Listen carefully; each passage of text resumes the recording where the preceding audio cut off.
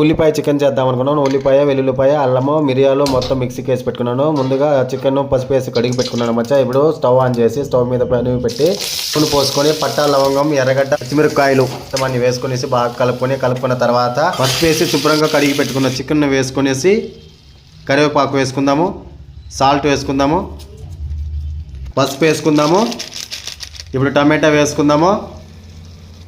ముందుగా మిక్సీకి పట్టుకున్న ఉల్లిపాయ పేస్ట్ని వేసుకుందాము. మసాలా చికెన్ ముక్కలకు పట్టే విధంగా బాగా కలుపుకోవాలి మచ్చా. చికెన్ సగం ఉడికిపోయింది మచ్చా. మిర్చి పొడి, ధనియాల పొడి వేసి బాగా కలుపుకొనేసి నీళ్ళు పోసి ఫైనల్గా దింపే టైంలో కొత్తిమీర వేసుకొని దింపుకునేస్తాం మచ్చా. అంతే మచ్చా, కూర రెడీ అయిపోయింది. ఇప్పుడు తిని చూస్తాము.